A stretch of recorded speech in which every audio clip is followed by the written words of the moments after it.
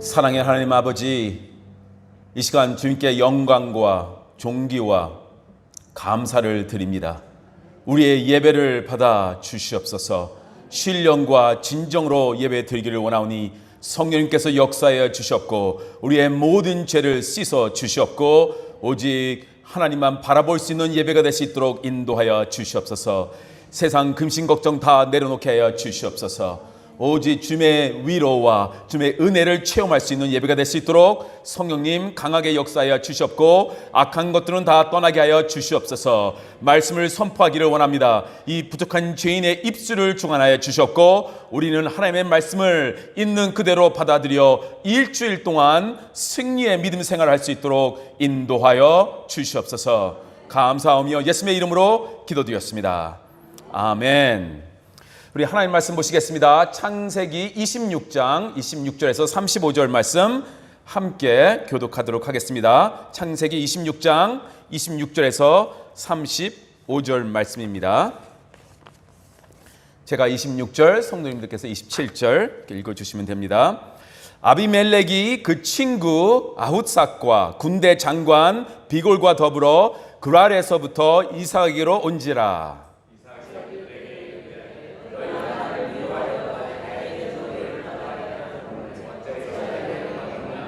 그들이 이르되 여호와께서 너와 함께 계심을 우리가 분명히 보았으므로 우리의 사이 곧 우리와 너 사이에 맹세하여 너와 계약을 맺으리라 말하였노라.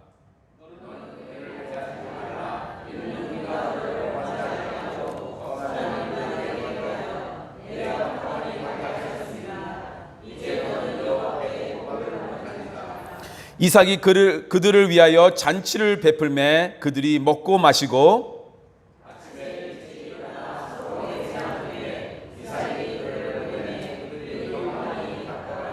그 날에 이삭이 종들이 자기들이 판 우물에 대하여 이삭에게 와서 알리어 이르되 우리가 물을 얻었나이다 하매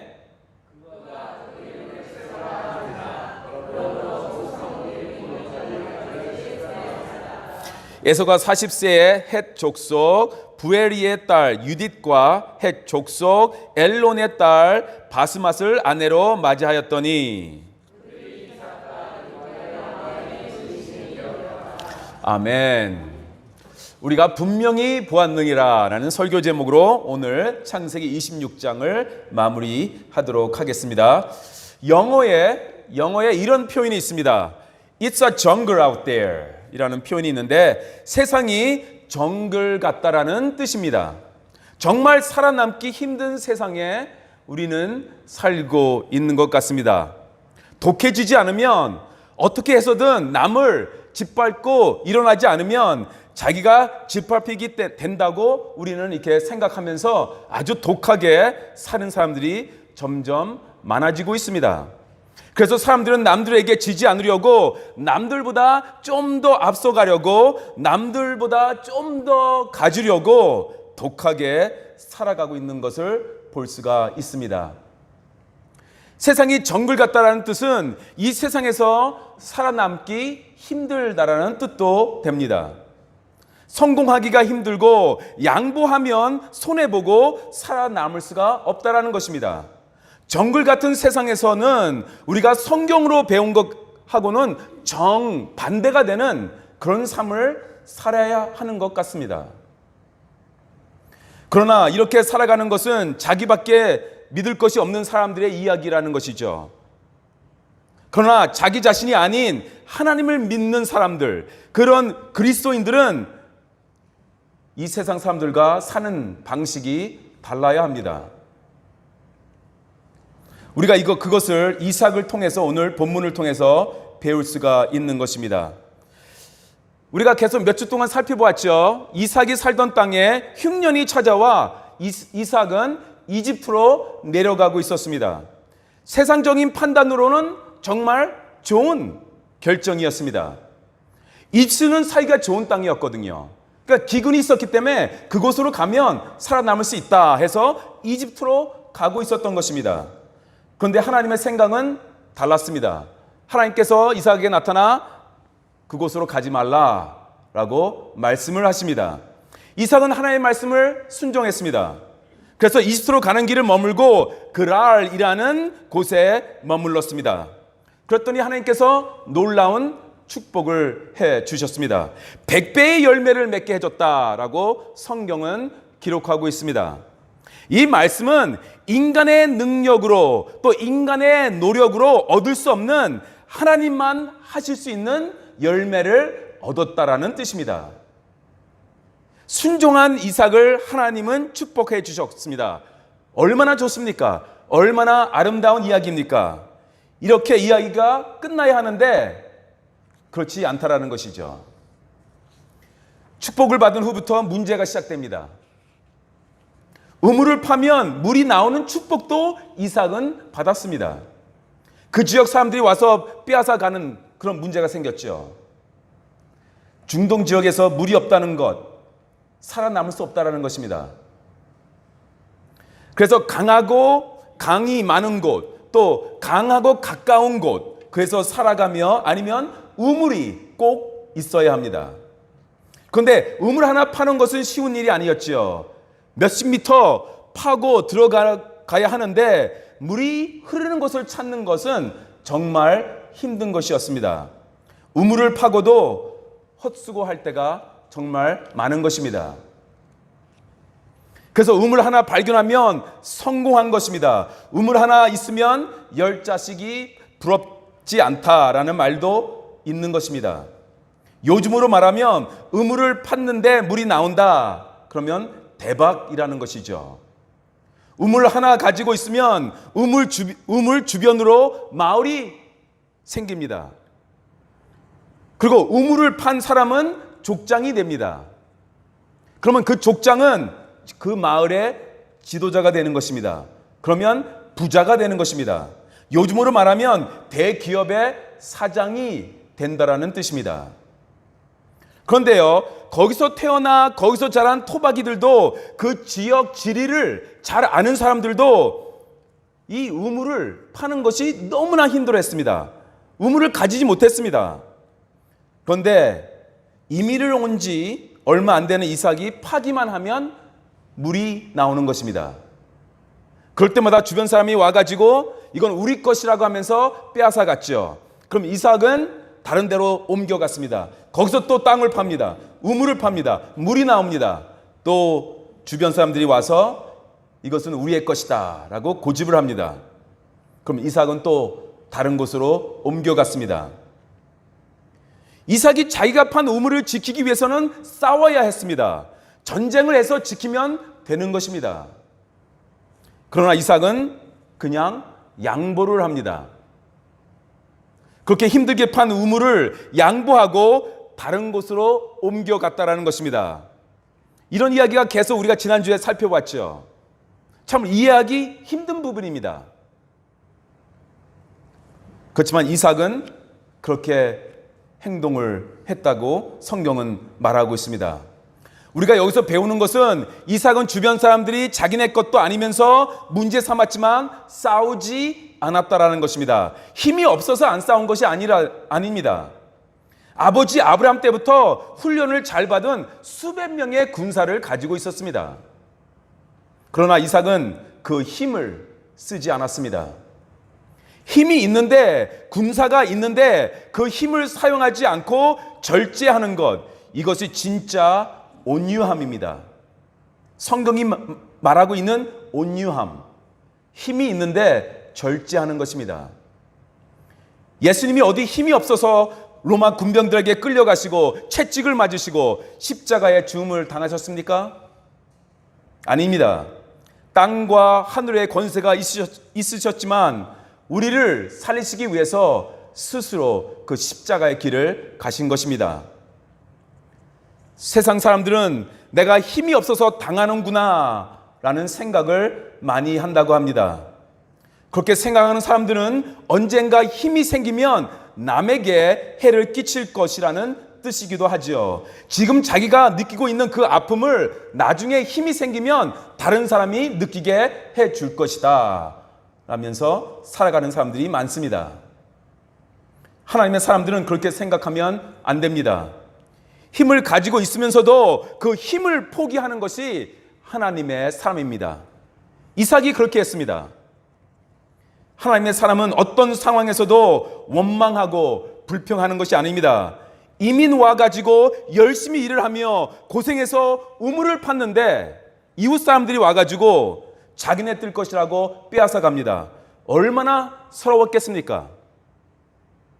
그러나 하나님의 사람은 그것을 이겨내는 것입니다. 자신에게 악을 행하고 손해를 끼치고 모함하는데 보복하지 않는 것이 그리스도인들의 방법입니다. 그렇다고 우리 그리스도인들은 무기력하게 당하고만 살아야 하는가? 그것은 아닙니다. 그런 뜻이 아닙니다.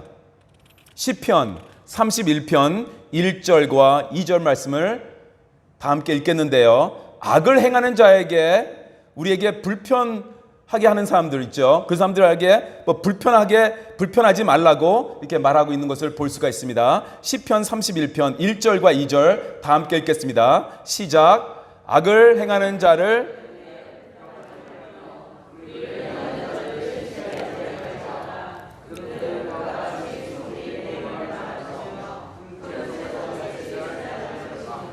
아멘.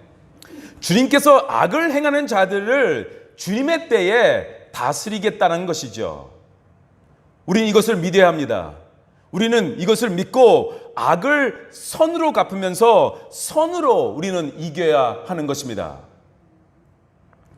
어떻게 보면 이삭처럼 사는 것이 바보처럼 보일 수도 있습니다. 세상 사람들은 그렇게 말합니다. 왜 너 바보처럼 사느냐고. 패배자 같고 당하고만 그렇게 사는 것처럼 보이고요. 힘이 없는 불쌍한 사람처럼 보일 수도 있습니다.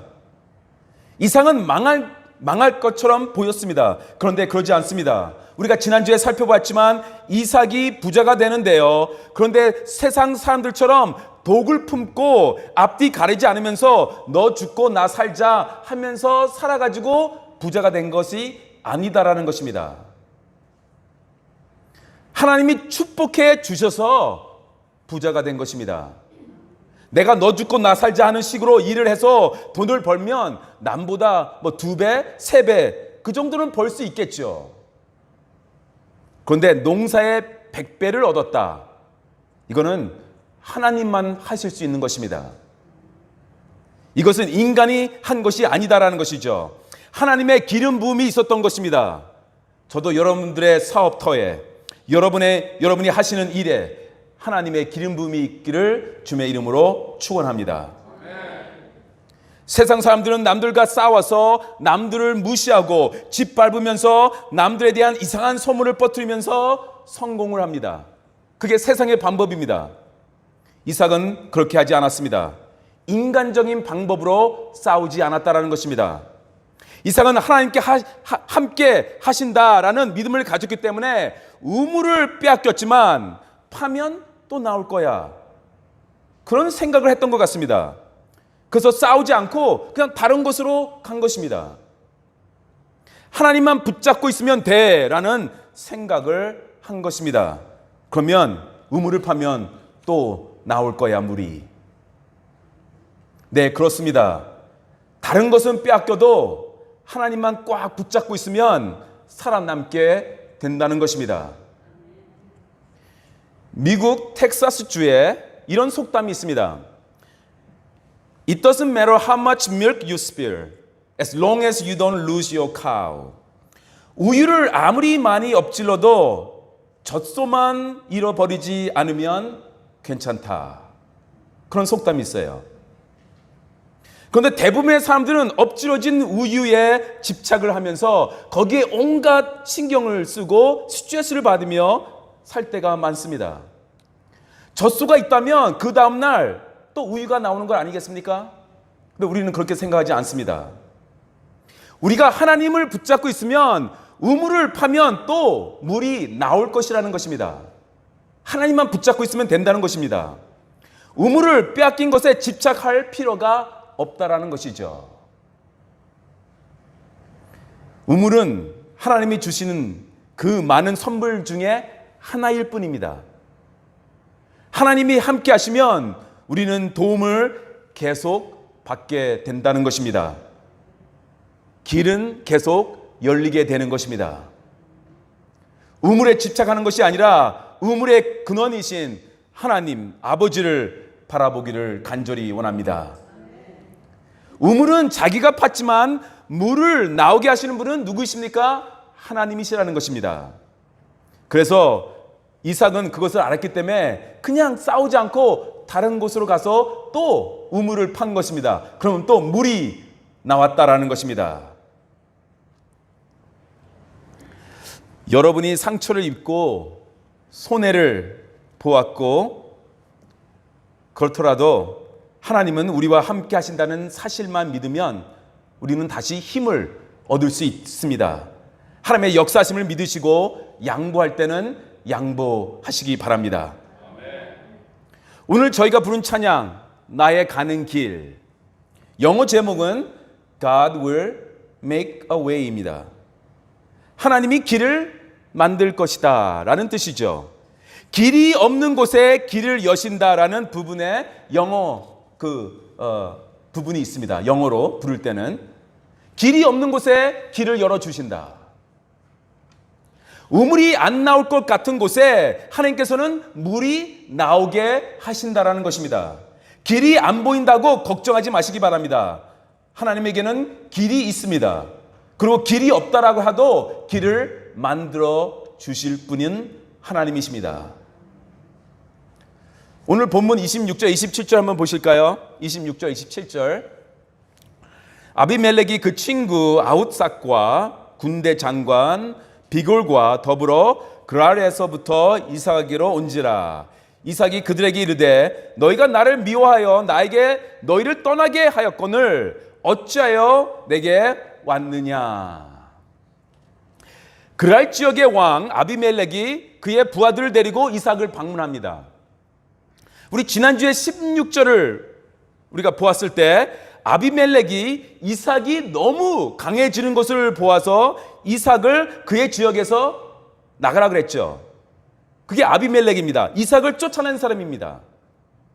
그래서 이삭이 나를 미워해서 당신들의 지역에서 쫓아냈는데 왜 나를 찾아오셨습니까? 라고 지금 질문하고 있는 것입니다. 그랬더니 28절, 29절에 아비멜렉이 이삭을 찾아온 이유를 말하고 있죠. 28절, 29절을 보시겠습니다. 그들이 이르되 여호와께서 너와 함께 계심을 우리가 분명히 보았으므로 우리의 사이 곧 우리와 너 사이에 맹세하여 너와 계약을 맺으리라 말하였노라. 너는 우리를 해하지 말라. 이는 우리가 너를 범하지 아니하고 선한 일만 내게 행하여 내게 평안히 가게 하였음이니라. 이제 너는 여호와께 복을 받은 자니라. 지금 아비멜렉이 무슨 말을 하고 있는 것입니까? 너가 너무 강해져서 너를 쫓아냈는데 그런데도 너가 잘 되는 것을 내가 지금 살펴보고 있었다. 하나님이 너와 함께 하심을 내가 분명히 보았다. 그 말을 하고 있는 것입니다. 그러니까 이삭을 계속 지켜보고 있었다라는 것입니다. 네, 그렇습니다. 세상 사람들은 우리 믿는 사람들을 지켜보고 있습니다. 안 보는 것 같죠? 아니, 그들은 지켜보고 있습니다. 우리가 어떻게 하나 보고 있는 것입니다. 이삭이 가졌던 우물을 다 빼앗아 버렸습니다. 그 지역에서 그를 내쫓았습니다. 요즘으로 말하면 공장이 있었는데 다 빼앗기고 몸만 나온 것입니다. 그런 상황입니다. 그런데 어찌 된 것인지 이삭이 가는 곳마다 우물이 터지는 것입니다.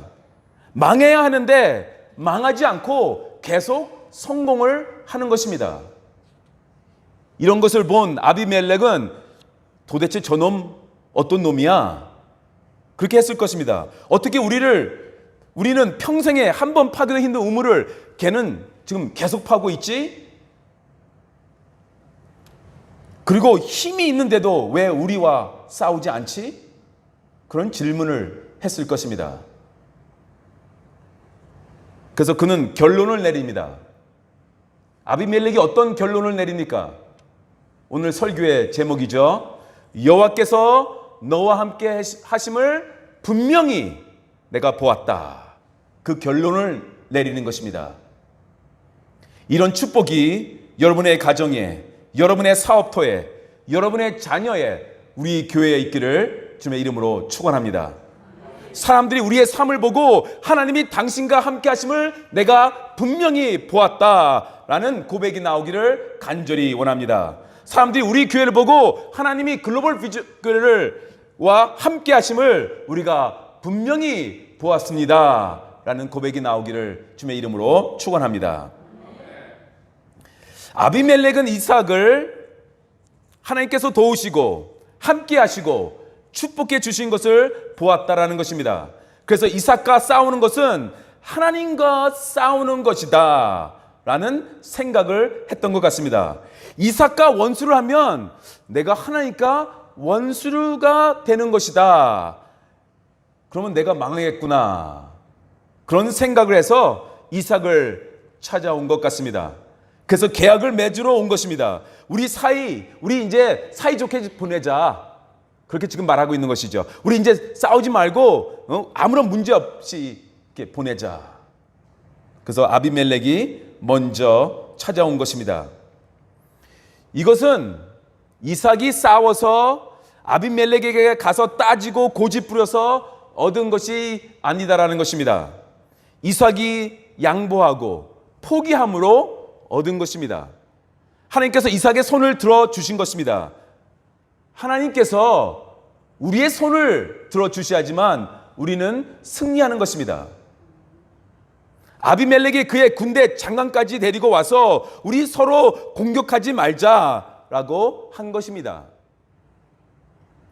아비멜렉이 본 것은 이삭을 도와주는 하나님을 보고 두려워했던 것입니다. 그의 입에서 이삭과 함께 하시는 분은 하나님, 28절에 나와 있죠. 그리고 이삭에게 복을 주시는 하나님, 29절에 나와 있죠. 이런 말이 그의 입에서 나온 것입니다. 이것은 놀라운 것입니다. 우리 주변 사람들도 우리의 삶을 보고 그들의 입에서 하나님을 인정하는 고백이 나오기를 간절히 원합니다. 하나님이 우리와 함께 하시고 우리와 함께 계신다는 사실을 기억하시고요, 믿으시기를 바랍니다. 그런데 이것은 중요합니다. 하나님이 우리와 함께 하신다, 또 하나님이 우리와 함께 계신다, 이 사실은 막연한 것이 아니다라는 것입니다. 우리가 보고 알 수 있으며 세상 사람들도 보고 알 수 있다라는 것입니다.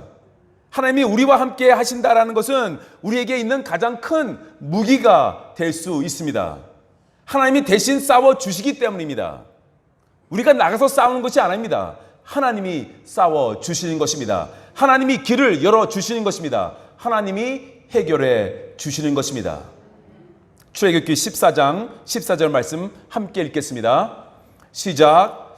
여호와께서 너희를 위하여 싸우시리니 너희는 가만히 있을지니라. 뭐라고 기록되어 있습니까? 싸움은 하나님이 하신다라는 것입니다.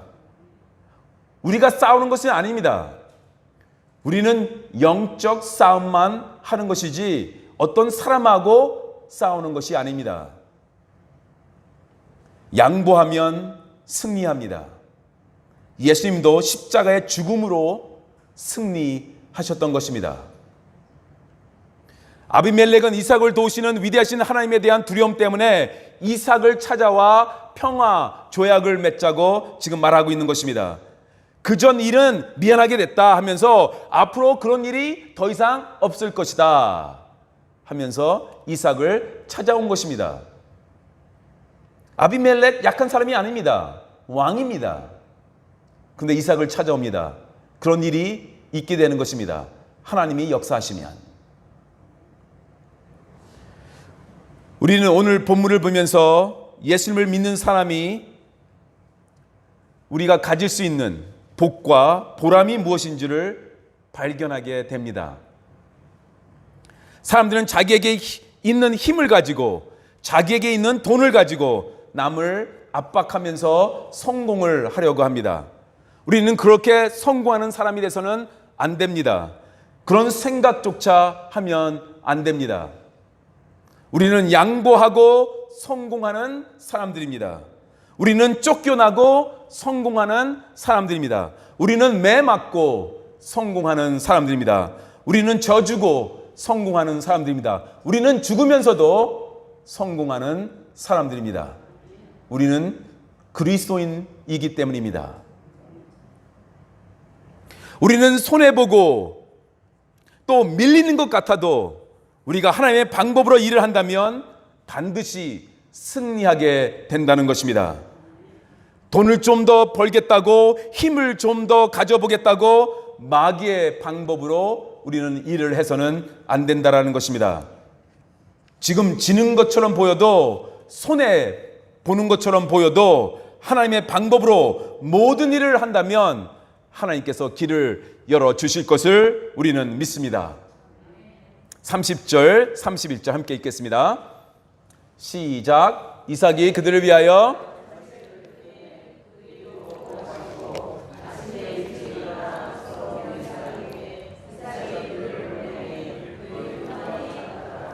이삭이 잔치를 그들을 위해서 베풀었다고 말하고 있습니다. 좋은 말씀입니다.